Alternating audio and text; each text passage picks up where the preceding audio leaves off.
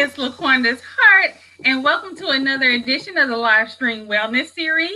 And we have our very special guest tonight, Miss Monica James, and she is going to be talking with us about healing. So we're going to get right into it. But first, Miss Monica, thank you so much for joining us tonight. Thank you for taking out, time out of your busy schedule to just talk with us. But before we get into the conversation, can you just tell us a little bit more about yourself? So my name is Monica James. I was born and raised in Chicago, Illinois on the west side. I grew up in a household with both parents, and I also grew up in a household with domestic violence as well as community and state violence. I have been doing advocacy work around civil rights, restorative justice issues, and matters with criminalization of Black and Brown individuals, particularly Black and Brown trans women. It's pretty hard to speak about incarceration and not speak to the whole picture of incarceration. But as a Black trans woman, most people would say that my voice is only a representation of trans or LGBTQ communities. I beg to differ. My voice speaks for my sisters, my brothers, my nieces, my nephews, as well as my communities. And those communities look different. We all look different. And so I did that for about 9-10 years. I got started back in 2012. Started out in 2012 doing a little grassroots work with an organization named TJLP, Transformative Justice Law Project of Illinois in Chicago. I came about this organization during one of my moments of incarceration. They taught me how to mobilize court support when I came into their organization, how to mobilize court support in ways that is effective for individuals that was facing incarceration, and bringing in community support to kind of put the pressure on the courts to give this person a fair trial, if not a fair trial, a fair sentencing, and maybe a fair plea bargain, because, hey, let's keep it real. A lot of people in the system end up plea bargaining. Well, I did that for a while, working at various organizations, serving on quite a few platforms of criminal justice reform. I worked in Massachusetts alongside Massachusetts State Representative William Brownberg. I was a consultant at that time. We were trying to end solitary confinement and change a lot of the day-to-day conditions inside the prisons in Massachusetts. That bill was passed. I also worked alongside ACLU in Chicago, creating Chicago's LGBTQ police policy. That relationship was, it worked for a while, but it didn't work. And this was something that I found to be a problem in the community, grassroots organizing communities, community politics, identity politics. It wasn't healthy for Black and Brown women, Black and Brown trans women. They didn't understand our voices. They didn't understand our anger. They didn't understand how we approach systemic oppression and the mechanisms that we sought to address change in those systems. And so we had problems with that. And in 2018, alongside my husband, attorney Tom V.K. Shutt, also a licensed attorney from Chicago, Illinois, we started Triumphant Together. And Triumphant Together was an organization that was born in Providence, Rhode Island. It was born on the heels of a sexual assault. I was the victim of a sexual assault at a nonprofit organization. And at that time, I found that breaking my silence, speaking out about the harm that had happened to me, caused a lot of backlash in the community of social justice, the community of organizers. People felt like I maybe should not have I should not have spoke about it. I should have swept it under the rug. And I beg to differ, because if we have centered ourselves around a goal of social change, then social change, no matter where we have to address it and how we have to address it and whom we have to address it with, it must be addressed. Nothing can be swept under the rug and expect change. And so we started this organization to be a organization that supported Black and brown women, that were impacted by sexual violence, domestic violence, community violence, state violence. And we wanted to bring a healing platform as well as a job platform around professional development and entrepreneurship boosters. And so that's been what I've been working on for the past 3 years now, since 2017. And we're in our third year, embarking upon our third year. Our organization is growing, and I'm excited to be a co-founder of an organization that really values and prioritizes healing, as well as economic sustainability for Black and brown marginalized communities, whether they be LGBTQ or cis, whether they're incarcerated, whether they're facing domestic violence or any issue of violence. I'm really excited about our organization being that type of platform that bridges all women under one umbrella, under one roof, to address issues that we all face. The issues look very much the same, just a different person, a different day, different time, and different collateral consequences attached to them. Oh, Martha, you are busy. I am. You are busy, but I love the work that you are doing in the community. Thank you so much for that. I can hear the passion, and I can only imagine the work that you are doing and the work that you're going to be doing for years to come. Yes. So congratulations for, seeing your path and making your footprint. Thank you. Because it matters and it does count. So thank you so much for the work that you're doing. Thank you. And So let's get right into our conversation. Tonight, we talked about, you wanted to talk about healing.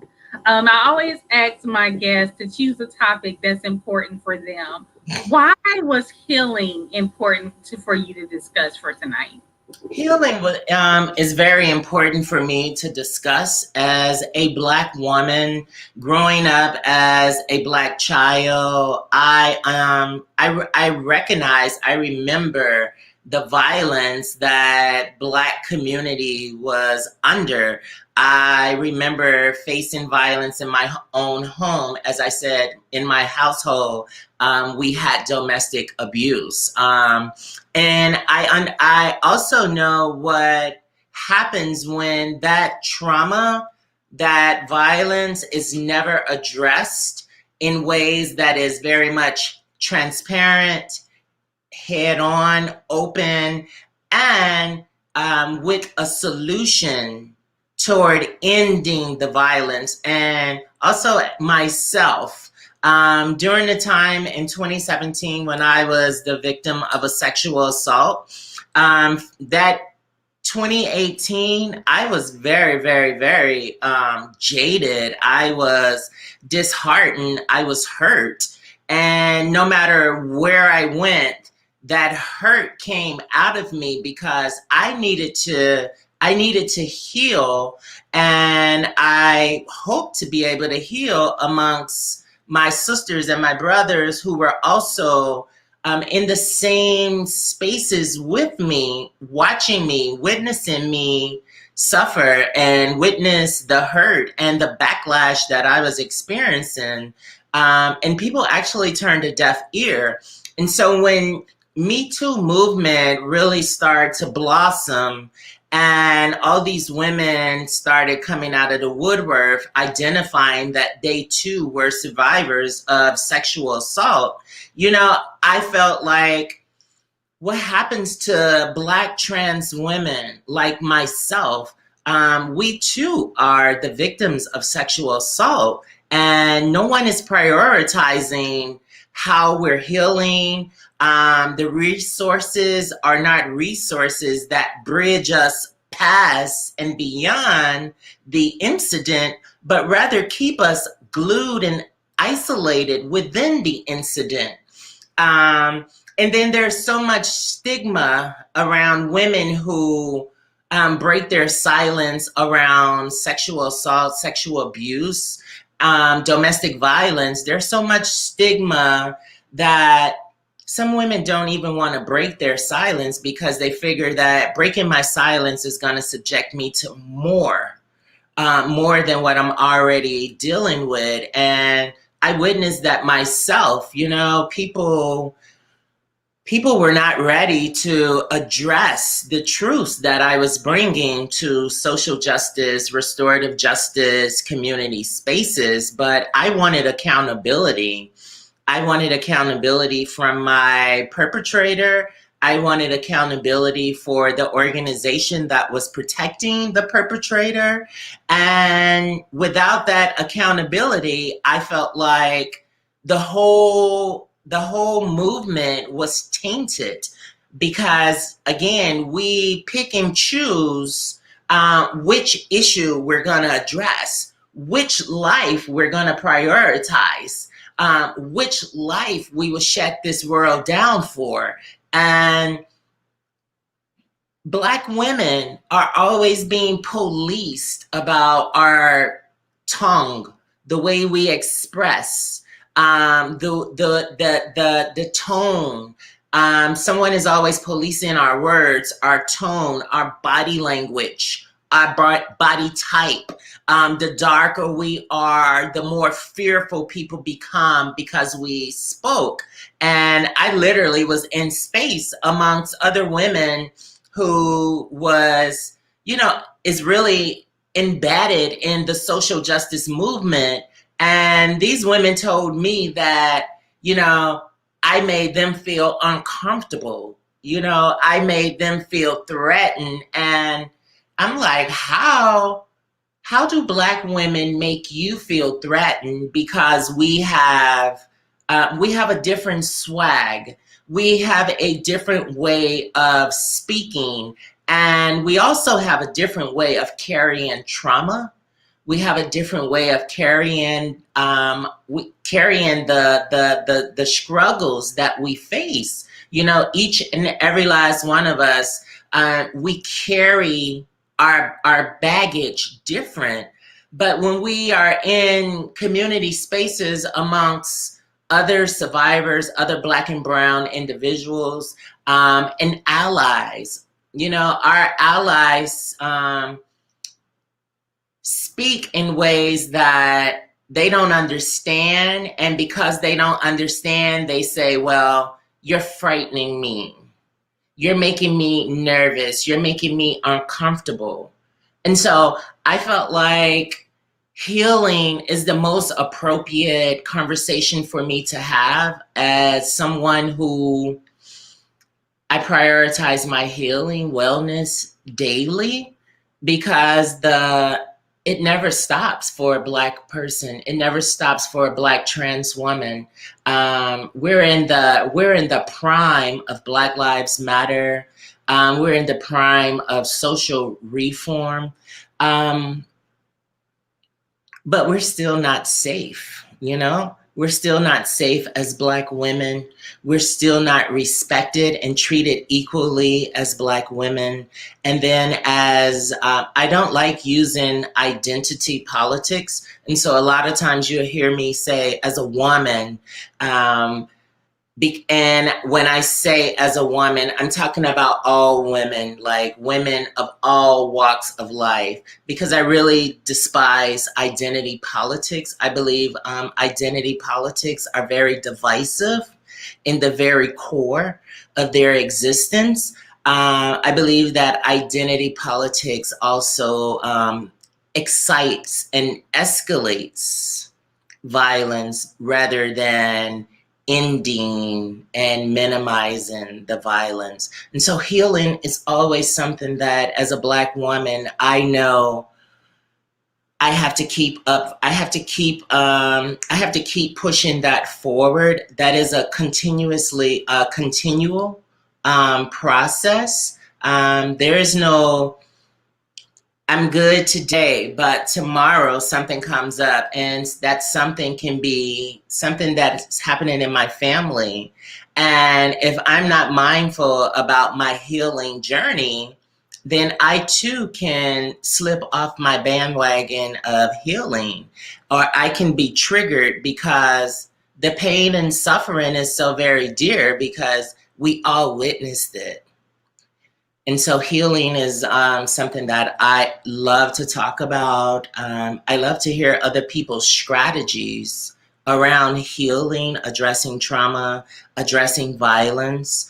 And I like to sample with a lot of different techniques and solutions, because I believe that we get a little bit from here and we get a little bit from over there, and then we bring it all together and mix it up, and then we have something that actually works. So that's why I like to talk about healing.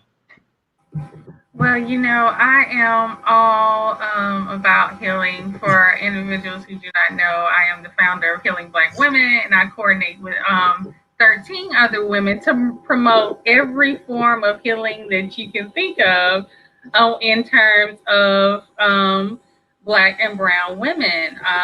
We focus on financial healing, wellness. We focus on grief. We focus on physical wellness. We focus on mental wellness, spiritual wellness, motivational wellness. And so we touch all these different points. And, the thing that you had said really struck home is like when you indicated that we're still not safe. There's so much going on, and we're in this heightened state of awareness when it comes to our communities, and we're still not safe. I myself recently just ended a year-long court drama with someone who had assaulted me, and they were not coming to court, and warrants were being issued, and I was going through, I already managed PTSD, and so I was getting triggered, and it's like, when do I get to feel safe? When do I get to have my justice? And it becomes frustrating. Yeah. Because not only is it the trauma, being traumatized by the incident, it's being traumatized by the process that you have to go through to hold someone accountable. That a lot of people aren't really aware that you receive a secondary level of trauma by simply trying to hold someone accountable for their actions towards you. And that's very true. I like to touch bases on that before we move forward further. And I relate with that situation because I'm also in the process of a legal matter, and every communication about that matter, it re-triggers me. It re-triggers me in a way that I'm reminded by the very thing that happened. And that's something that, the justice system is what it is. It's not perfect. It's definitely not in favor of Black and Brown people. But at the same time, it's our only recourse. It's our only recourse because without the justice system, we have to take matters in our own hand.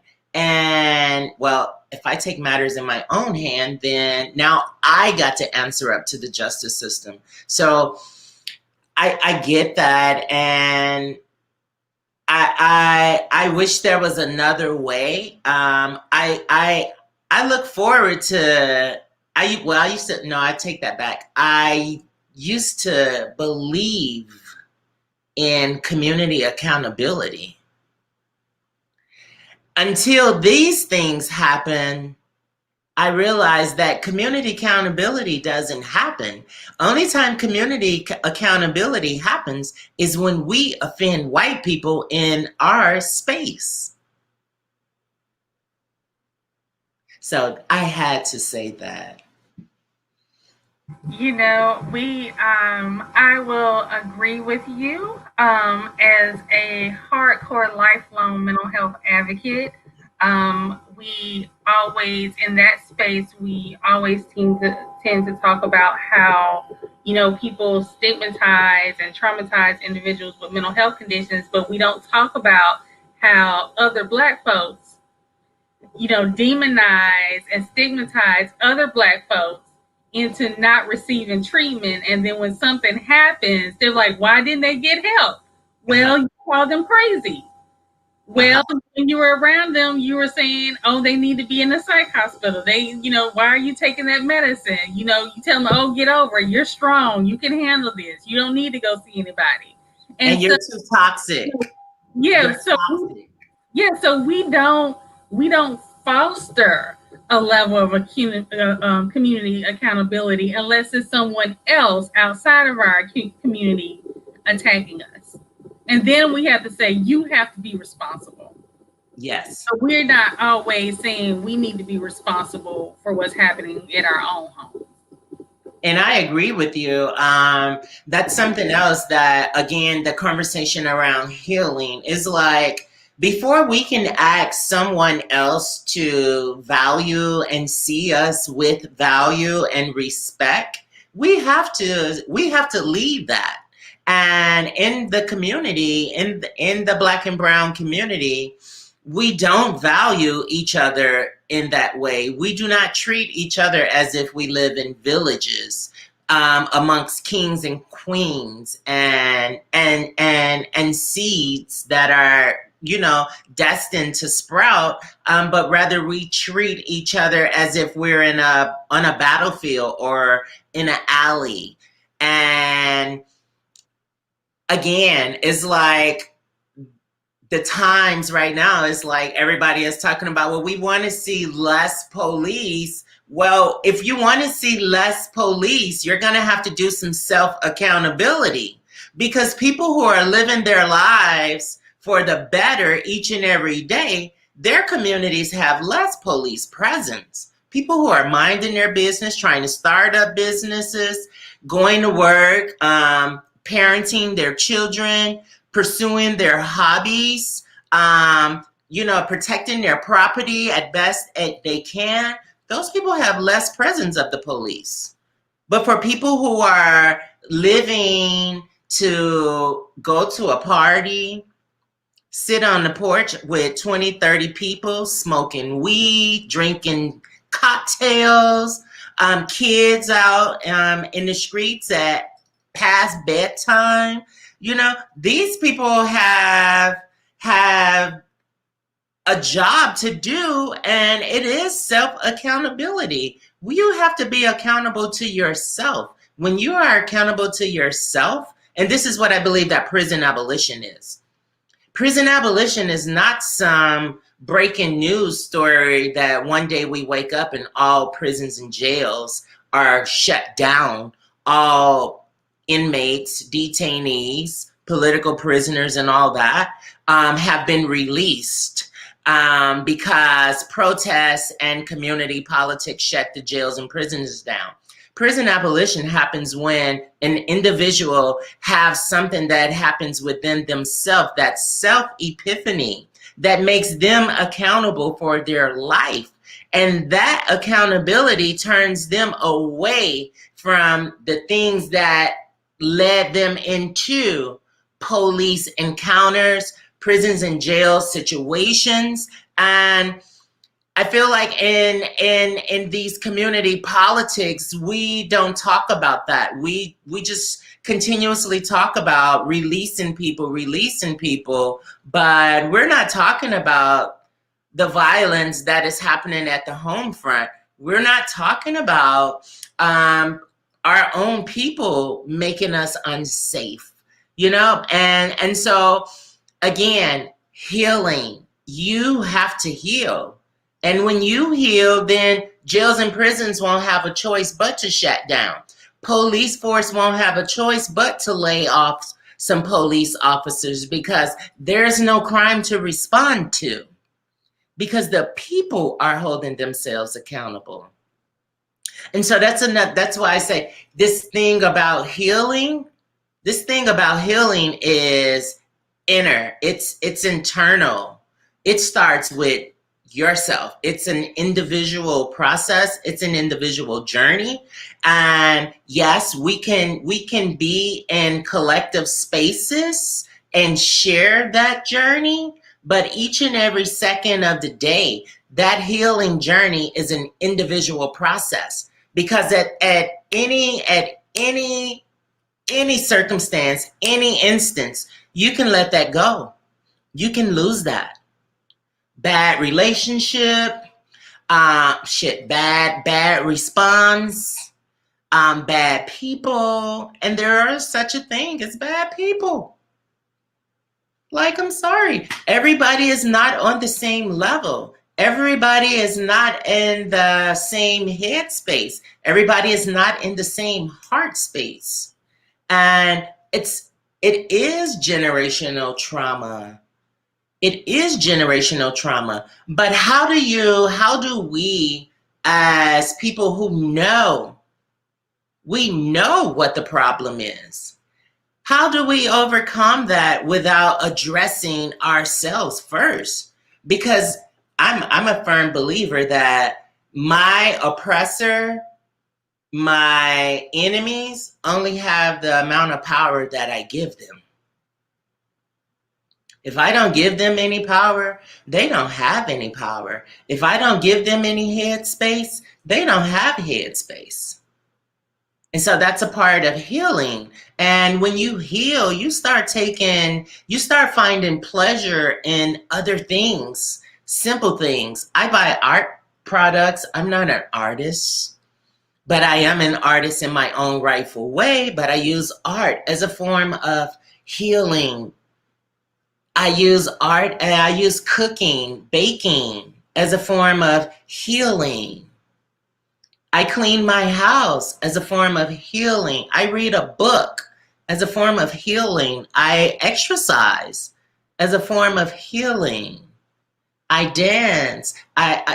We have to redirect our process about life and about our journey, because I'm a firm believer that my ancestors, under all that trauma, my ancestors still were a group of amazing people. My grandfather, veteran of the World War II, Purple Heart recipient. My grandmother, a homemaker, a seamstress. Then I look at all the past civil rights leaders, scientists, innovators. We were more than just slaves. Just because they told the story of us being nothing more than slaves, we were more than that. We were more than our fatality, our circumstances. We were more than that. And we brought into our families, we did bring in the trauma that we experienced, but we also brought in the skills, the knowledge, the drive that we acquired underneath those harsh circumstances. And so I feel like our people are so jaded by the past, and so gullible to listen to someone that is non-white who tells you that you're not free. You are free. You are free. I am free. If I got the money, I can go anywhere I want. If I got the money, I can go to any club I want. I can put my children in any school that I want. I can drive any car that I want. So I am free. But we have non-Black people that promote this message that is so damning and so destructive, because it tells you that you're fighting for your freedom. I am free. I am free. And I'm free in America, the land that my ancestors nurtured. My ancestors nurtured this land. They may didn't build it all, but their love, their passion, their talent, their skills, their wisdom, and their dedication made it possible. And what I take that and how I carry their legacy with me, well, it's all up to me. It's all up to me. And I have to agree that prioritizing healing, it's not a priority in our communities.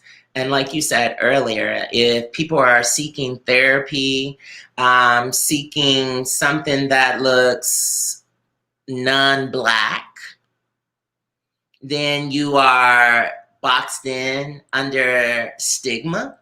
You're trying to be bougie. You're trying to be more than you are. You're trying to keep up with the Joneses. So there's so many things that are against us, but the biggest of these things that are against us are all in the hands of our very own people. Because we are each other's kings and queens. Our communities are villages. But if we allow people to come in our villages and destroy our villages where our children have to grow, have to be nurtured, then it isn't shame on the people that came in and did that. It's shame on us for bringing them or allowing them in. So, you know, those are my conversations around healing. Like, it's deeper. Miss Monica, you know, when we talk about healing, especially when we're looking at our communities, and you talked about various types of violence. And this violence is taking place on the macro level as well as the micro level, right? So how does the individual, especially in these times right here, and this is a perfect example, court for me had just ended probably a week and a half ago when the individual pled guilty. You know, I had already, you know, I was excited, but I had already went through the cycle of nightmares, you know, the anxiety, and you know, getting some level of release, right? So I am an individual requiring some form of healing, having to talk to my psychologist to be able to regulate myself and get myself together so that I, you know, could be my best self. I go on Facebook, just scrolling through, and you know, it's my neighborhood. Someone's showing a live stream of, you know, my old neighborhood back in Mississippi. I was like, oh, let me look at this. And before my very eyes, I watched someone get shot in the head on someone's thing. And I was like, what just happened? I said, did they really just do what I thought they did?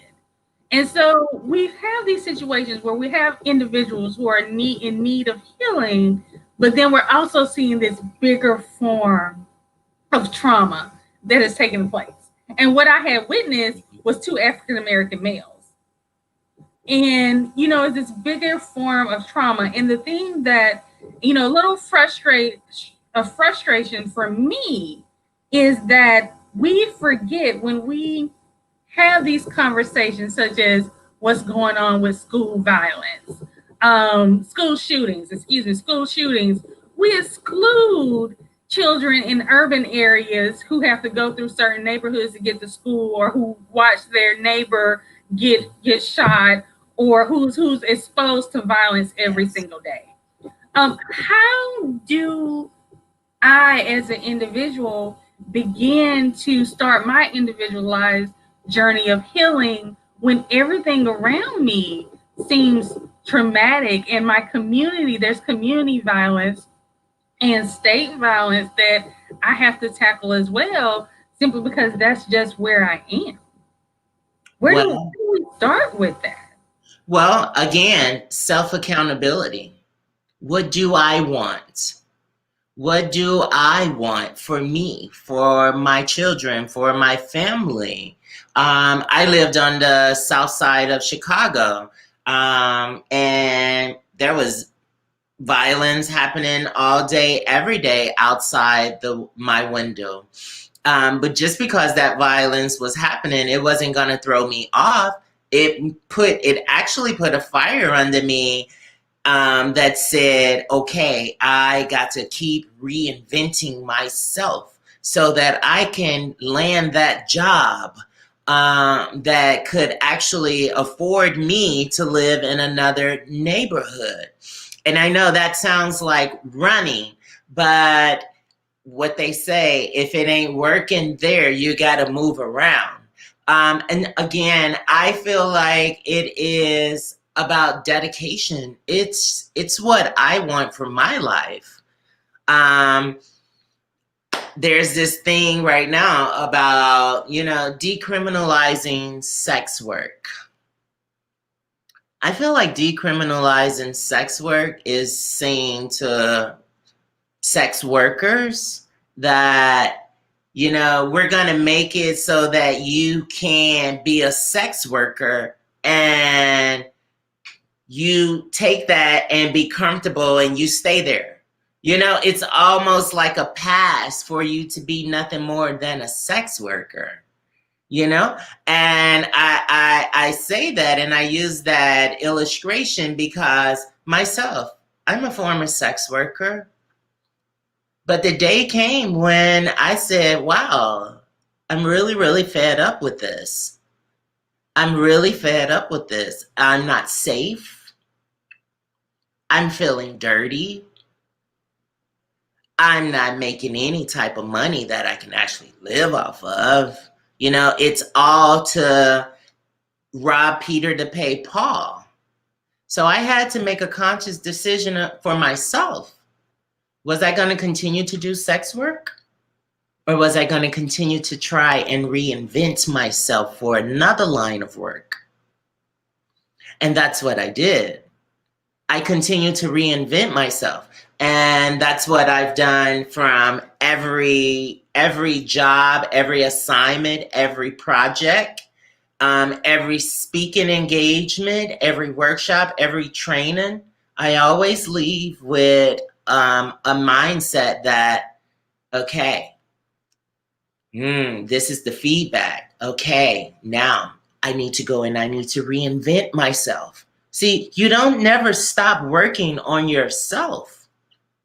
Because the beautiful thing about self is that self is a beautiful canvas, and you grow into this thing and into this place where you feel healthy, you feel good, you feel achieve. Like, I can achieve this. I can accomplish anything if I put my mind to it.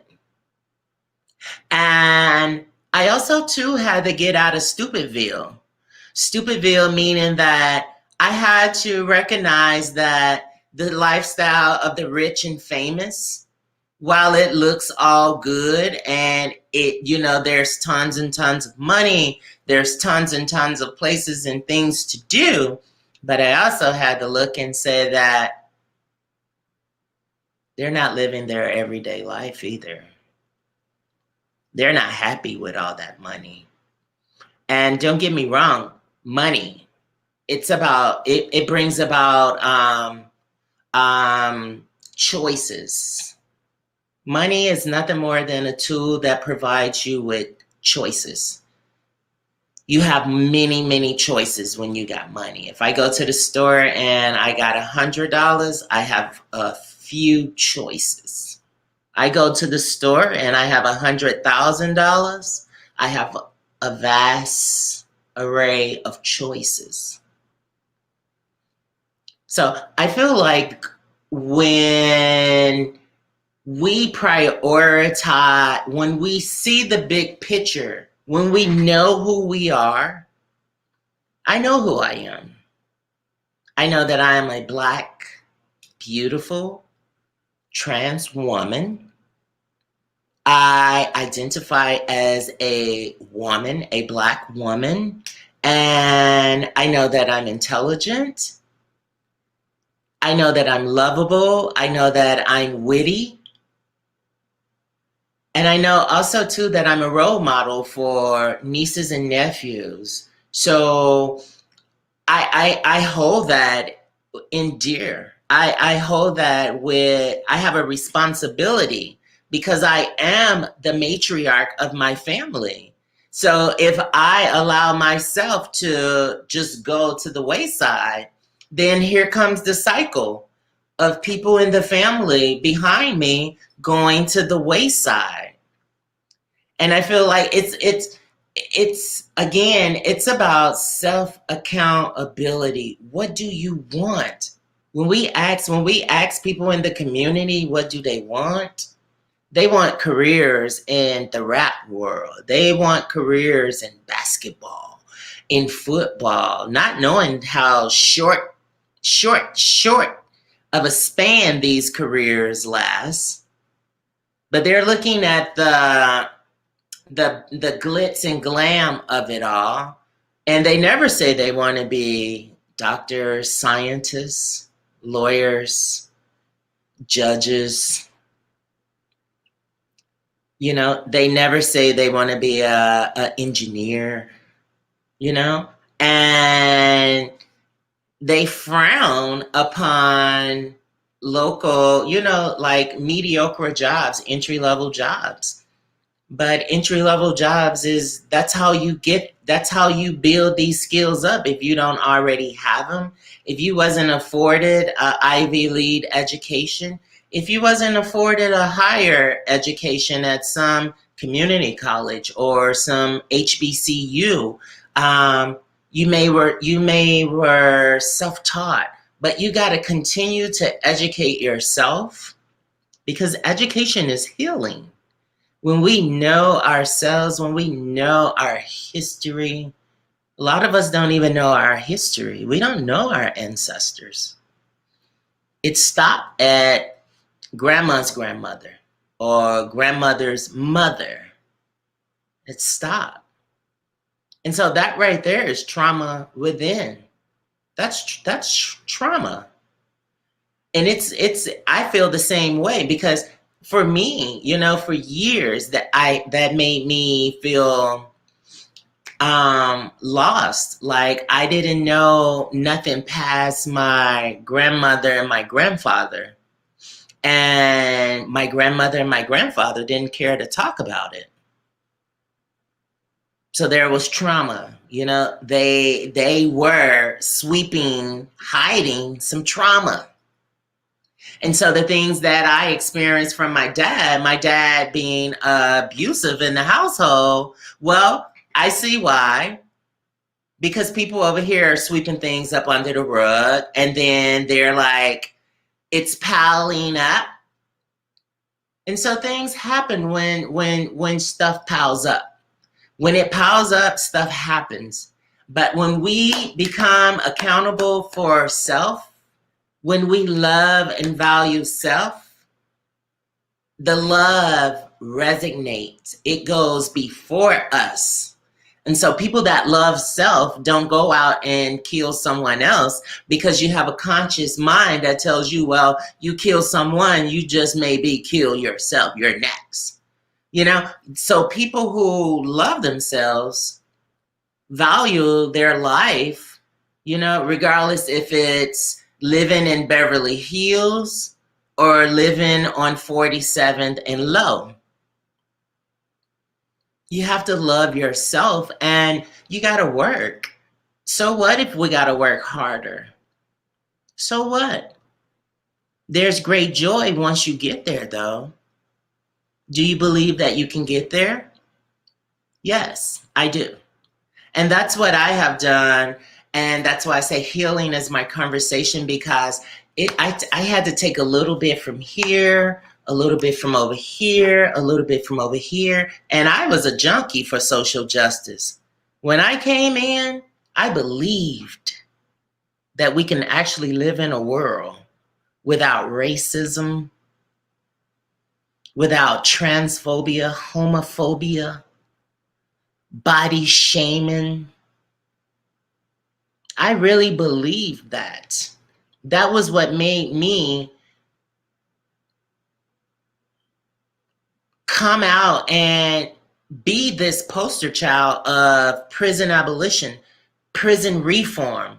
That was what made me come out and get on a national platform and say, yeah, I'm transgender. I'm a Black transgender woman, formerly incarcerated, because I believed in the idea that we could achieve justice in ways that everyone was equal. But it didn't occur to me different until I continued to navigate through those social justice spaces, and I was being harmed by the very people that was educating me about social justice, criminal reform. Well, okay, I'm a little jaded, but guess what? You got something that I need. I need to learn something. I can take that and use that as a transferable skill somewhere else down the line. Okay, oh, you're going to show me how to organize a group of people? Okay, great. Oh, you're going to show me how to operate SMART goals? Okay, yeah. And at the same time you're telling me how to do SMART goals, you're also telling the person behind me that I'm stupid, I'm rude, I'm loud, I'm dumb, and so on and so on. But that's all right. I'll take that. Because now I got a basket of things that I'm going to go and plant. I'm going to go create something for myself. I'll see you later. And that's what I've done. I have no shame. I will take you to court if you violate my civil rights. I only have one way to handle it. If someone trespasses or violate my civil rights, the only civil remedy is through the courts. So as shaming and exhausting and tedious as that can be, oh well. Because if I don't address it there, then I got to address it street style. And you're not worth me giving up what I have accomplished. You see what I'm saying? People have to make hard cut decisions. And I like to call it when, you trim some fat. You get a nice piece of meat. When you see that butcher and he's chopping that meat, he, she, them, they, they're getting that meat cut for the store. You don't see all the time, but some of the times they're back there, they're cutting that fat off. You got to trim some fat in your life. You got to trim some of those things that doesn't serve you, but you serve it. And that's something that's wrong with our people. Our people are so committed to things that don't serve them as a whole. It serves a fraction of them. And that is elusive, baffling. So it's about self-accountability.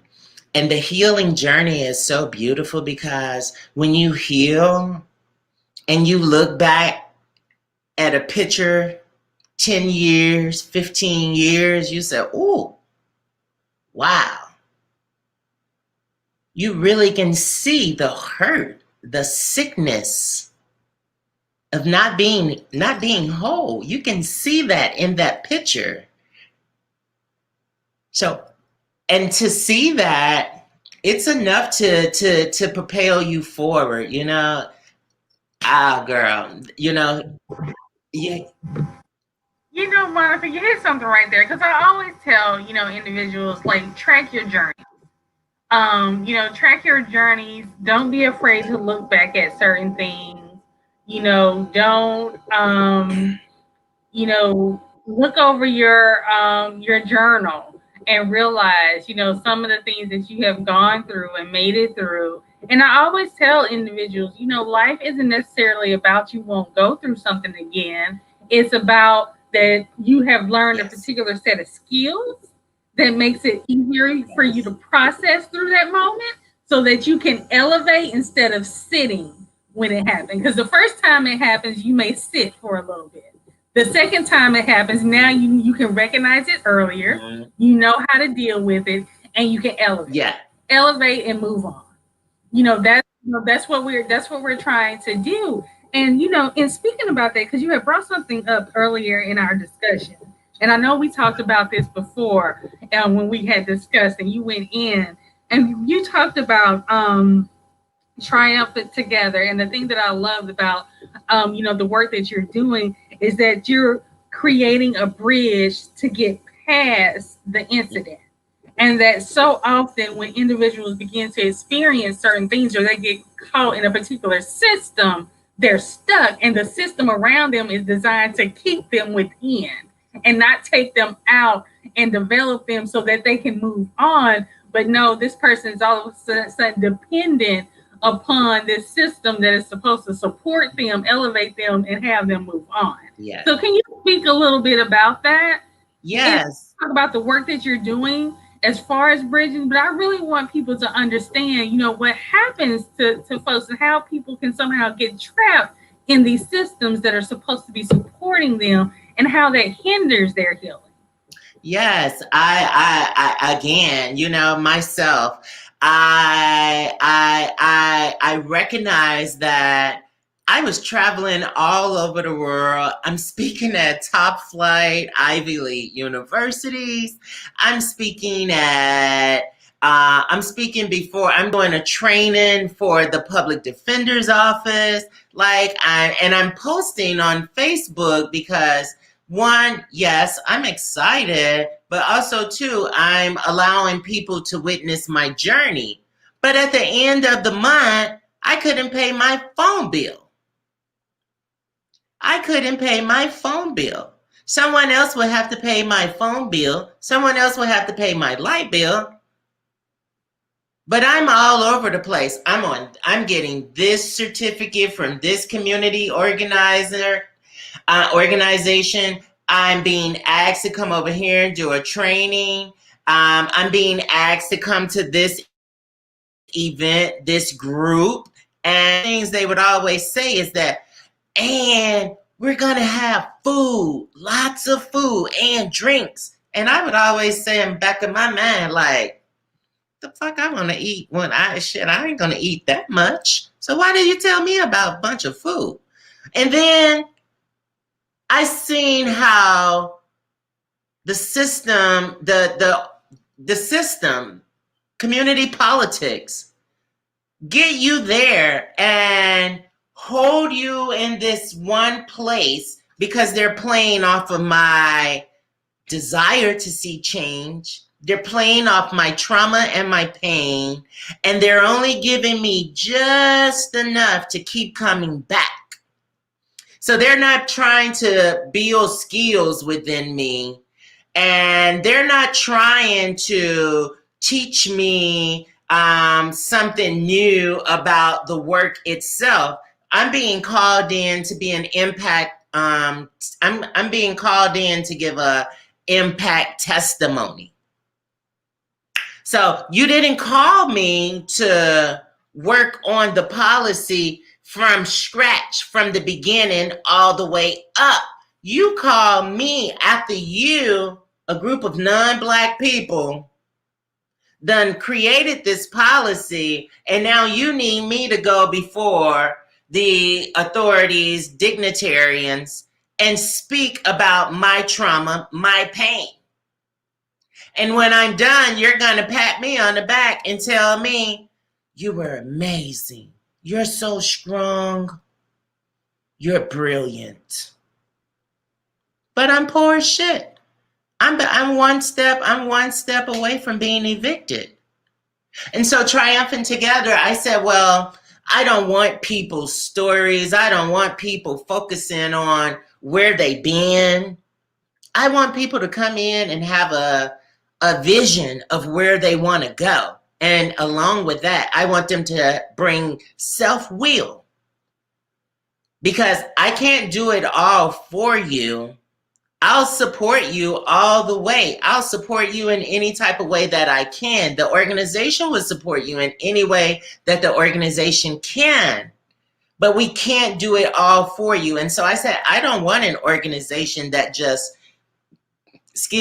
creates space to bring people in to eat pizza, give them bus passes, give them $5 and $15 gift cards to this and that, just so I can get my numbers. I want an organization that can actually mature, foster healing, because healing is change. I want an organization that can put together academia and lived experience in a way that, hey, working with this person with a degree made me an apprenticeship. I got an apprenticeship for working side by side with this person. So I like to put our organization, what we like to do is, so if we have a project, hypothetically say, if I was calling someone in to do the videography for this particular project, the organization would hire one person to do the videography on a professional scale, but they also have to agree to training someone who is on a local grassroots scale. So now you take your skills and share with them how to actually do this thing, what it actually looks like. And you share with them how you've been doing it from a local level for X amount of times. But in the end, what we have is someone who has developed some more skills. Now you can actually go out and say, I have the confidence to do that because I work beside Harry. And Harry showed me this. He taught me that. He shared this. He shared that. Something that doesn't happen in other organizations. They bring you in, bam, they tell you what to do. And that's just that. When you do it, good. If you don't do it, bad. You're getting fired. You're going to be defamed. We're going to tell everybody in the community that you're a sack of shit. You know, they really seek to tear these people down. And the reason why is because the nonprofit is preying on numbers. They're getting the numbers and writing to the funders, the philanthropists, saying we have 70 Black and brown trans people that come in here every Wednesday, every day, looking for some type of resources. If you give us X amount, we can provide this for them. And when they get that amount, they don't provide shit. They continue to keep on providing pizza, bus passes. Sometimes they do a raffle for a $15 gift card. And then they take and create another job position within the organization, and they bring in another non-Black person. They don't bring in someone from their community, from the community that was attending their events forever and a day. I have a woman right now that I've been supporting. Still, I'm in Florida, she's in Chicago. She's been having the worstest time with housing. Because she's so unstable in her housing, it brings about a lot of other instability. And I find myself, whereas I'm still working with this individual, but she is connected to an organization that has over $46 million in securities. But she's homeless. They get her check.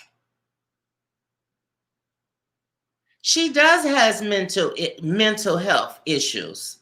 And one of her mental health issues is that she doesn't do well in a house or in a SRO living situation, in a roommate living situation. But this is what you tell the world that you do. You put people in housing structures that is supportive to their mental health. And you are like their power of attorney. So you're collecting their checks, and then you put them in these housing situations where they're getting evicted every month. Why not put that? Why not use one of your housing structures that you are connected with to put this person in a studio?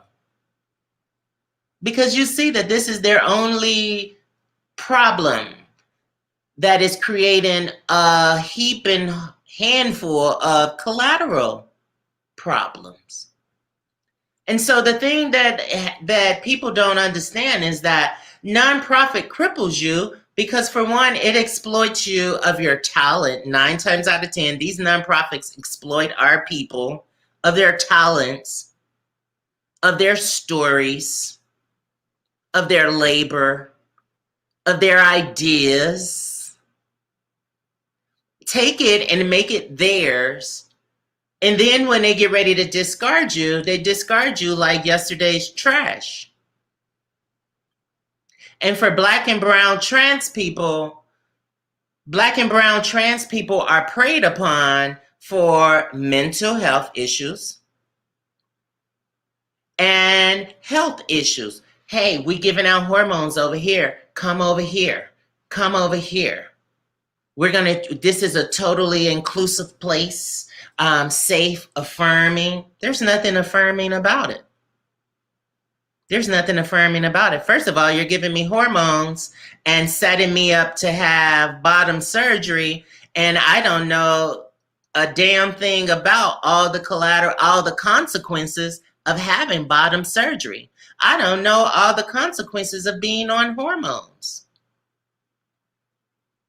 But their goal is to get you in, keep you in, keep giving you safe sex tools, and be ready to put you on some medications so that they can receive monies off of your conditions. So this is how they do it. And now with this gender non-conforming queer thing, a lot of the funding that a lot of the job positions, I should say, a lot of the job positions that was once thought to be created for transgender women, Black and brown transgender women, no longer goes to Black and brown transgender women. It goes to someone who is queer. And so the person who is queer says, well, I am transgender. I'm not transgender. Okay, I'm gender nonconforming. So they satisfy the quota by getting someone who is queer and non-Black. So it's a whole big game. It's really, really sad. And it's also a tool that creates more division in our communities because the few trans people that they do hire end up becoming the devil themselves, and they'll sell you out to keep that job. They'll sell you out to get a promotion. So the whole social justice thing, it took me some years to learn, and I got a bunch of scraped knees and elbows, but I learned how they are leading my people, good people, to the slaughterhouse. They're leading my people to the slaughterhouse. They're advocating for policies that doesn't bring change.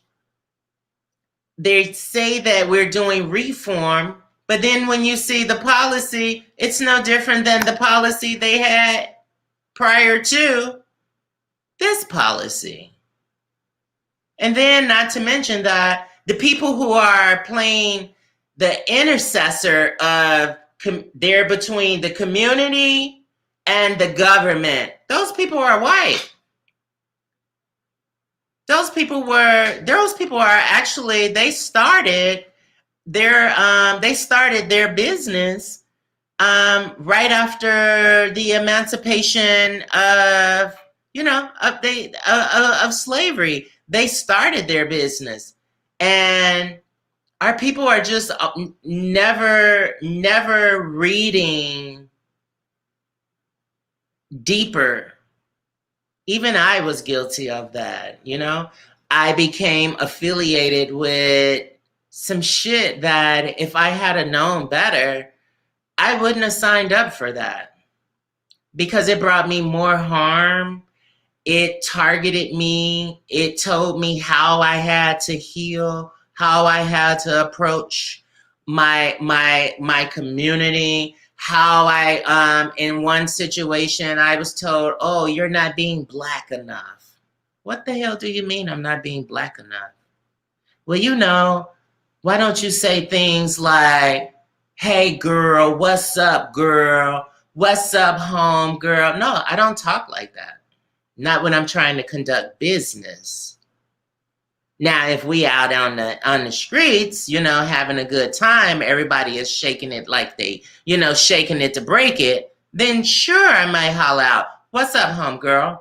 But if we're in the line of doing business, no, I'm not finna confront them as homegirl because I need to hold this level of respect so that we can achieve the business. Because remember, the business is for them to get better. You see? So the concept is great,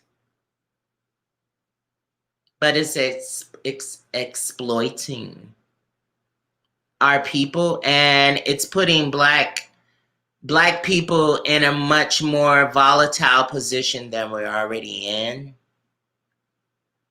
Non-Black people can go to the streets, tear it up, loot it, spit on the police, throw bricks and bottles at the police, and nothing happens. If that's Black folks, they will get shot down. They will be mowed down. So wake up, people. Wake up. Wake up. I would just come back to when you were talking about, just the exploitation and, really having that moment about what am I doing here? Even myself, I work for national organizations. And, I'm a person with what we call lived experience. So, I talk about that I've been in the hospital and they want to hear a brown woman talk about being in the hospital, and all this stuff. And then when I realized, I will never forget this moment. And I was sitting at a conference, and at the conference, they had me working in the store. So I wasn't out doing other stuff. I was working in the store, and someone else, another mental health advocate, nationally recognized mental health advocate, had came. They were one of the speakers, and they approached me and gave me a big hug, and they looked me in my eyes and they said, "This ain't it." They're like, "You're too brilliant. This ain't it." And I said, "Okay, I'm gonna leave here." And I left. And this year we hosted our own conference. When we get sometimes when these organizations feed us a bone, we forget that we can have the entire feast and create the entire feast ourselves. And we don't need that bone. I was blessed and felt blessed to be able to be a part of a national organization and be at their conference and work behind the scenes, not really realizing that I had within me to develop and to put on and create a conference myself. Yes. And my team was able to do that this year. And we look at each other like, what? Yes. But sometimes, and that's why I love the work that you do, because we have to have these points of realization and understanding about ourselves, that we have it within ourselves to do the work to heal our communities. And we don't have to always depend on outside organizations and entities to do that for us. I always said that if they do the work for us, we would never appreciate it, and we would not know how to maintain it. So it's very important that, okay, we learn from you, whatever it is to learn, and then we go back and put it to action ourselves. And that is so true, Monica, because now we're running national campaigns. We had, a campaign for Minority Mental Health Awareness Month. We're planning campaigns for the rest of the year. And so, we can put in the work, learn the skills and put in the work ourselves. I did not realize how limiting it was to work for another organization. And then when I was in the captain's chair myself, the strength that I had developed by simply utilizing the knowledge that I've gained and having ownership of my creativity. Yes. Because when we work and do all these things for these other organizations, some of them are exploiting our creativity. And we're not having ownership of that. And we need to have ownership of our ideas, ownerships of our plans, ownerships of our projects, so that we can make that direct impact. Because to tell you the truth, right now, people see more value of me now that I am navigating things in my own space than they did when I was with another organization. Good. And I'm waiting to put up the money for it too. And so, it's like you have to cultivate yourself. That, it always goes back to that healing. It was a certain, this was a journey for me. This stuff didn't happen overnight. You have to develop confidence in yourself. You have to be self-aware. You have to constantly, I don't care what degrees I have. Every year, I set an intention to develop a new skill, to get a new certification, to learn something else, to learn how to do something else, so that I can, one, feel good about what I'm doing, but become marketable, and also be able to help my community more effectively. Yes. That is what I love to do. Yes. It's always going back, and the part about healing that people have to understand, it's continuous. Yes. It's forever changing, and it's about developing.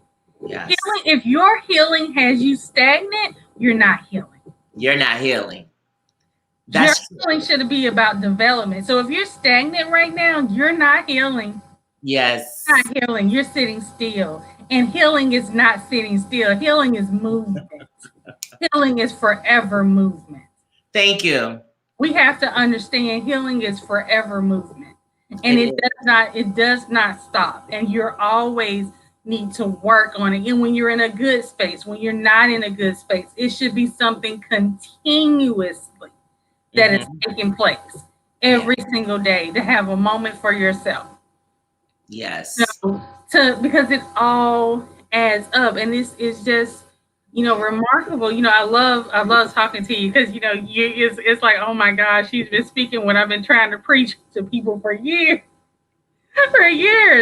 But it is such an empowerment when you can look at yourself and see your development and your growth, and then have an understanding of what that may mean for another individual.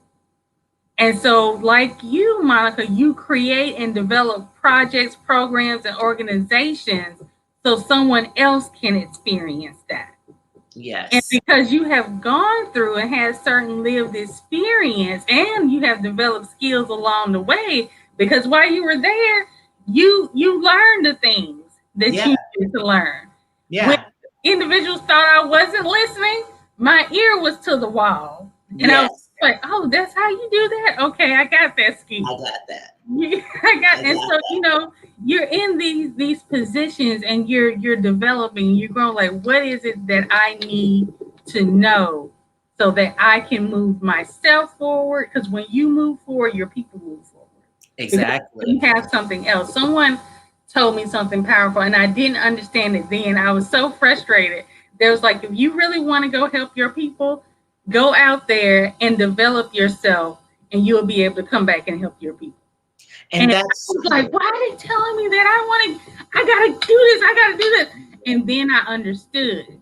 Yes. Because now I'm in a position to go and help my people, because I have developed myself to a point, and I've continuously developed myself to where now I am viewed as an expert, and I am called upon, and people are now writing checks to call upon me.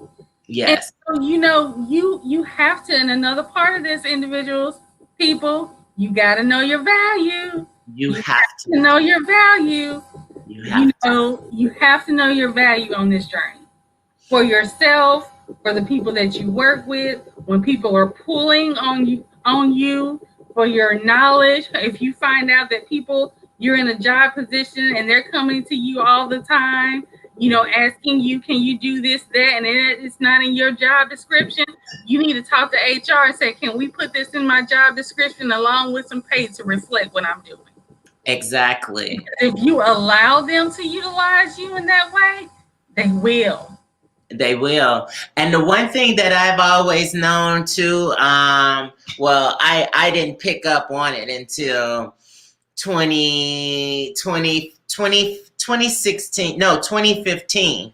I was like, hey, how the hell can I tell somebody that give this a try, it'll help you, if it ain't helped me?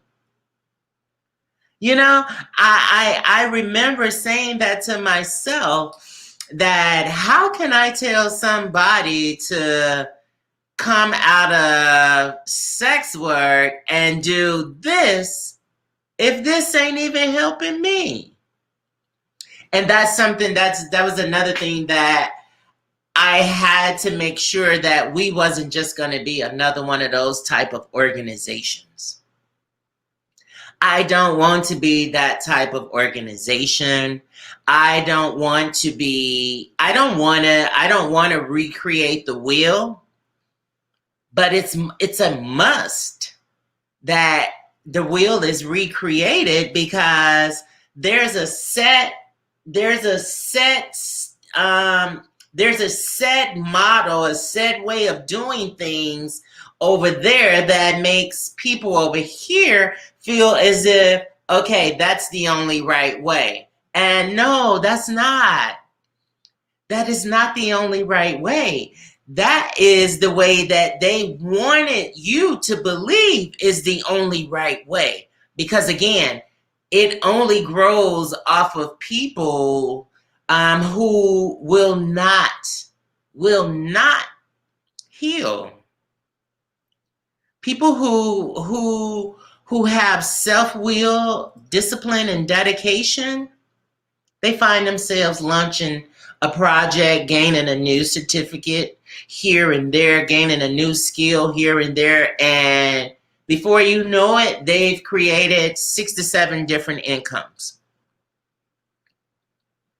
But people who are not healed don't trust themselves to be able to do these things. And they only find themselves in a place where they feel as though they're healed is when they're getting that validation. And so, and that's another thing about starting business from the ground up. You starting your own business, whether it be for-profit or non-profit. You got to be your own damn cheerleader.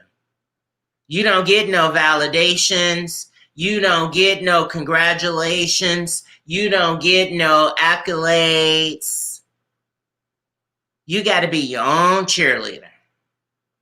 And so a lot of people are not able to work, and because you actually work in a silo. While you're building this thing, you're in a silo. Nobody's really going to help you build it. Nobody's going to help you build it for free. But you got to love yourself, love your time, and love the things that you can create. The beauty and the magic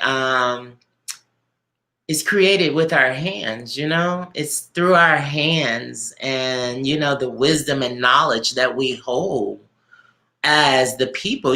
Some of the skills we have, we don't find out that we have them. We don't know we have them when we're 17, when we're 22. But when we hit those trusty 40s, we find out like, oh, damn, I didn't know I knew how to bake those biscuits.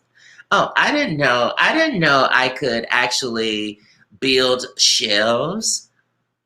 But it's because I trust myself. I trust myself. And I trust myself enough to appreciate myself. I value self. And that's what I want for the people that we come in contact with. I want them to reclaim your self-agency, reclaim your self-agency, heal from the negative stereotype, the oppression, the discrimination, the hatred. Heal from that, heal from the stories that they have shared with us about our ancestors. Heal, and revisit history in a way that you can see all the good that our ancestors were made of. I just can't stress that enough.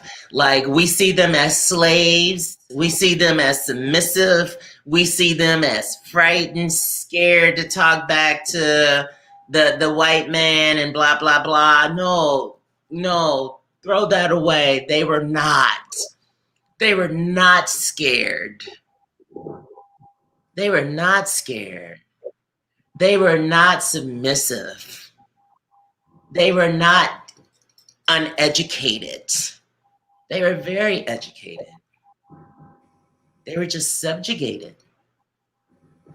And I want people, I want these people to feel that when they work with me. And that's just something that I instill within this organization, is to make, to really prioritize people's healing, their wellness. Because before you can get to anything else, you got to get there. Yeah. I love that. That is so beautiful. Just reimagining, or just refocusing and, reviewing the narrative about who you are and who you came from. Yeah. It's like, and I remember this door that a teacher had did. It's like, they didn't take slaves. They took astrologers. They took doctors. They took chiefs. They took judges. Kings and queens. And said, okay, they're slaves. It's like, but no, they took proud people with various languages and various cultures. It's like, that is who we are. That is who we are. That's who they told us we were. Yes. We had identities that they didn't give to us and that they can't take away. Yes. And when you understand that, when you allow yourself to be rooted in the true history of your people. Yes. Before someone said that they were a slave, then you remember and you're empowered about what your capabilities are. Yes. As a person. Yes. Monica, it does, by this time, it's like, I don't really care about the time. But, it's okay. But I really would like for you to just, if there's anything about healing you would like to leave us with in closing, please just share with us, and also share with us about your organization and how we can support you. Thank you. I would like to say that for healing, when we think about healing, I want you to reimagine,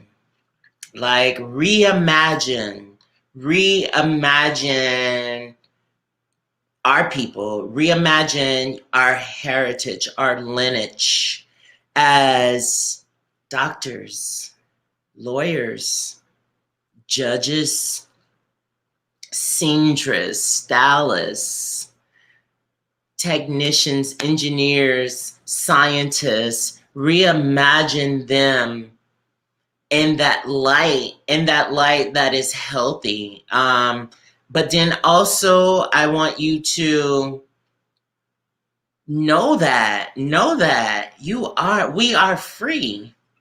We are not held bound to anything. There is nothing in this world that we can't change.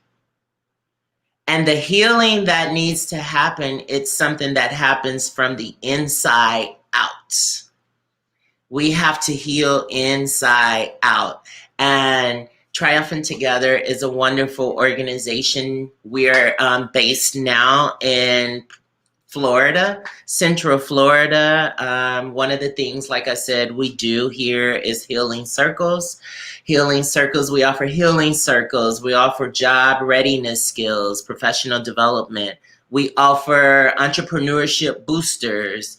We are supporting other women in starting their business ventures. No, that doesn't mean that you can just come to me and tell me that you have a great idea and you want it to get off the ground. Well, if you have a great idea, you have to be willing to work. You have to be willing to give birth to that baby.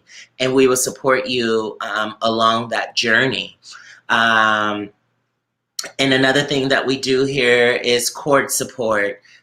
Showing up for people that are being criminalized, showing up for them more than just, going to the court date and things like that. But we're also trying to actually think outside the box of creating new space for people that are coming home from prisons and jails, that are not sending them back to the same struggles that they came from. And the ways that you can support Triumphant Together is you can view us online, triumphanttogether.org. You can check us out online. You can also donate online. You can send your checks or money orders to Triumphant Together, 3211 Vineland, Vineland Road, Kissimmee, Florida, zip code 34746. You can send your checks or money orders to that address. You can also, like I said earlier, you can go onto our website and you can donate. You can donate your time. You don't necessarily have to donate money, but you can also donate your time. We have lots and lots of different things that are happening right now. We are in the midst of revamping everything. Everything is being overhauled and we're getting ready for a final launch. We're just waiting for the pandemic to end. And people, love yourselves, love the communities that you're in, love the heritage and the lineage that you sprouted from, and believe that real change only comes from within. Anything that you see on the outside that reflects change, know that either it's not going to be as good as they said it was, and that is only temporary. Real change happens on the inside. When you change the way you feel and think on the inside out, everything else will follow. So I thank you so much for this opportunity to share my perspectives around healing, my healing journey, and I'm sending out good energy, love, and solidarity to all people around the world, whoever sees this live, who's ever watching and listening at this time, or whoever sees it later. But I am sending lots and lots of love and good energy and light to you and your communities and different families and different things like that. And hey, healing, justice is inner. It's an inner thing. If you believe that you've been mistreated, then you will live and act as if you've been mistreated. if you believe that you are free and you are amazing, you are awesome, and everything about your life is great, then that's the way you will live. So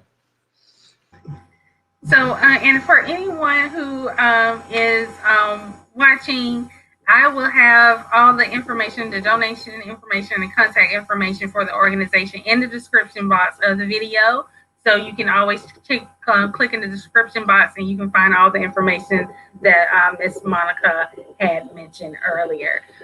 If you would like to share this video, please be sure to share it with someone.